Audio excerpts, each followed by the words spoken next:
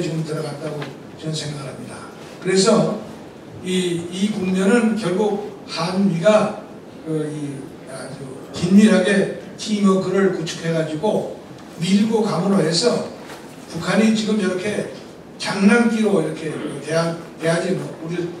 대하지 못하고 이 핵 문제에 관해서 정말 항복할 때까지는 밀어붙이는 게 옳지 않느냐, 또 그런 전망이 좀 서고 있는 것이 아니냐, 이런 생각을 해보게 됩니다.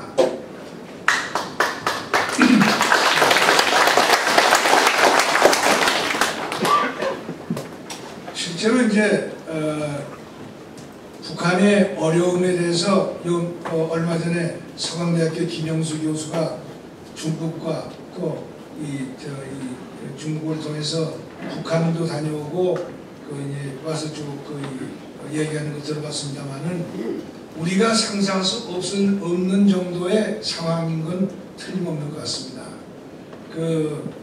예를 들어 북한 군대의 탈영률이 30%가 넘어서 이 북한을 가보면은 도처에 탈영병을 잡으러 다니는 헌병이 그게 뭐 아주 깔려 있다고 합니다. 그런 정도고, 이 소위 국가기강의 어떤 회의가 보통 심각한 게 아니고, 예를 들어 지금 그동안에 시장 문제를 가지고 많은 사람들이 이상한 얘기를 많이 했죠. 근데 시장이 주는 이 사회 기강을 이렇게 무너뜨리는 효과 때문에 단속을 지금 굉장히 심하게 하는 모양입니다. 그 단속이 어떤 형태로 이루어지느냐 하면은 이 장에 처음에는 이게 매일 쓰던 장을 5일장으로 바꾸려고 그러다 이게 막 또 하이가 나오니까 그걸 이해를 못하고 있는데, 아마 곧 그걸 5일장인가 7일장으로 바꾸는 모양입니다. 바꾸는데 과연 그걸 바꿀 수 있겠느냐 하는 그런 의문을 제기를 하고, 그리고 그 안에서 너무 이 경제 어떤 여러 가지 흥미 거기서 이루어지니까 이 시장에는 남자들은 절대로 시장에 가서 장사를 좌판을 못 놓게 하고, 여자들만 하다가 여자들을 또 그것도 경제 과열을 일으키니까 60세 이상인가요? 60세 이상만 할 수 있다.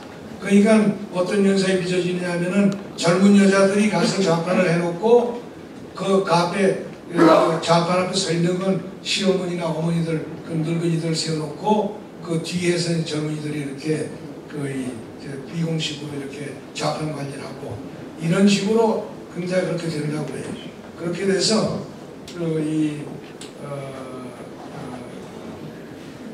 그런 상황을 보고하고 그러더라고요. 그래서 이 남북관계 상황은 일단 이제 우리가 중심을 잡아서 북한에 대해서 좀 엄정한 입장을 가지고 대하면은 이제 이 북한의 이 장래라는 것은 별로 그렇게 멀지 않은 장래에 북한의 운명이 결정지을 지어질 것이다 라는 쪽으로 의견을 가는 사람들이 많이 있는 것을 봅니다. 그러니까 그런 쪽으로 우리가 북한을 보는 눈을 정리해서 대처하도록 우리 안의 여론을 좀 정비하고 해야 될 텐데, 다만 안타까운 것은 우리 언론이 아직도 상당히 386적인 그런 정서의 지배를 받아가지고 이 언론이 엉뚱한 방향으로 자꾸 그렇기 때문에 오히려 그러한 상황을 우리가 편성하거나 이용할 수 있는 그런 어떤 여건이 마련되지 않고 있다는 것을 우리가 안타깝게 생각하죠. 다만 결론으로 제가 이런 말씀을 꼭 하나 드리고 싶어요. 북한이 요 며칠 전에 유엔에 가 있는 대사가 유엔 총회 안보리 위원장한테 편지를 보냈습니다. 그래가지고 북한이 우라늄 농축을 마무리 단계라고 했습니다.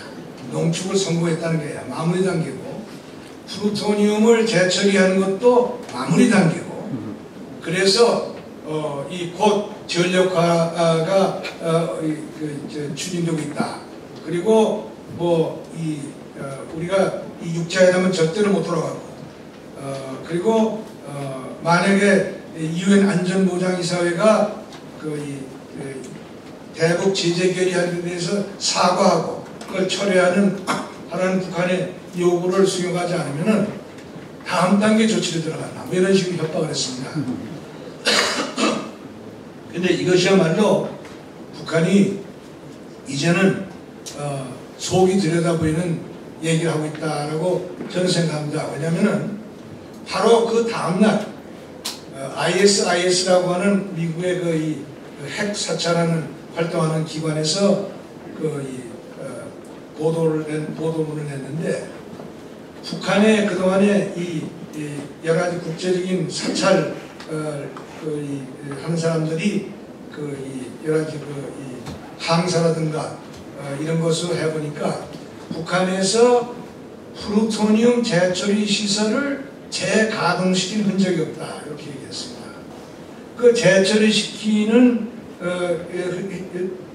시설을 가동시킨 흔적이 없으면 그건 뭘 말하냐면은 플루토늄 재처리는 안 되고 있다는 거예요. 플루토늄 재처리라는 것은 그런 겁니다. 우라늄 235를 연료로 사용하는 원자로에서 우라늄 연소 주기가 끝나고 나온 이 사용 후 연료 속에 일정 분량의 플루토늄이 생성되어 있습니다.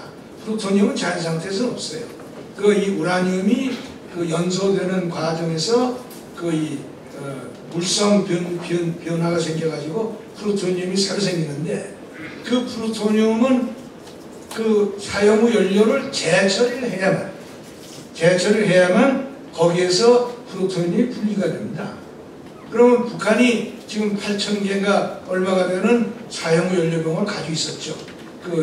5,000kW 흑연 감속로에서 꺼내서 보관하던. 그런데 이거를 재처리하려면은 반드시 재처리 시설을 거쳐야 되고, 그 재처리 시설에는 그 굴뚝이 필요합니다. 그 굴뚝을 작년 7월 30일에 폭파시켰고, 폭파시킨 굴뚝이 6달 동안에 새로 쓸 일도 없고, 또 그 새로 쓴 아무 흔적이 항사로도 잡히고 있지 않는데, 어디에서 플루토늄을 재처리했느냐 하는 문제가 나오지 않을 수가 없습니다. 또 하나, 우라늄 농축도 그렇게 한다는 게 아니에요. 우라늄 농축은 북한이 소위 원심 분리 방식으로 한다고 그러는데, 원심 분리기로 북한이 1년 동안에 가령 원자탄 1개를 만드는 데 필요한 우라늄 235 고농축을 하려면은 원심 분리기가 몇천 대가 필요해서 그것이 적은 돈이 아닙니다. 몇억 달러의 돈이 필요합니다. 그런데 아직까지 북한이 그렇게 많은 원심 분리기를 확보했다는 아무런 증거가 나온 게 없어요. 그러니까 그걸 바꿔 말하면 뭘 하냐면은, 이번에 이 유엔 안보리 의장한테 보낸 편지는 또 하나의 사기극이 아니냐 하는 추리를 안 할 수가 없어요. 그런데 사실은 그보다 더 거꾸로 올라가서 북한의 핵무기의 실체가 뭐냐 하는 것은 아무도 모르는 거예요. 지금 북한이 설왕설래가 있죠. 북한이 무슨 60kg의 플루토늄을 가지고 있다, 무슨 얼마 있다 그래가지고 무슨 몇 개 원자탄을 만들 수 있는 플루토늄을 가지고 있다 그러는데, 그런데요, 북한이 가지고 있는 핵 물질과 핵 무기의 실체를 외부 세계가 눈으로 확인한 일이 한 번도 없습니다. 유일하게 확인한 것은 2004년 1월에 미국의 전 원자력위원장을 하던 크리스천 해커라고 하는 물리학자를 북한이 불러가지고 재처리 시설을 데려가가지고 거기서 설명을 하다가 유리병에 든 분말을 보여주면서 이것이 우리가 공화국이 가지고 있는 핵 억지력이다 이렇게 얘기를 했다고 합니다. 그럼 이거는 굉장히 문제가 있는 얘기예요. 핵 억지력이라는 건 뭐냐 하면은 핵전쟁을 합니다. 핵전쟁을 하는데 핵무기로 공격을 당한 핵보유국가가 핵무기로 공격을 받고도 살아남는 핵무기에서 그 핵무기로 오버 공격을 하는 것이 핵 억지력이에요.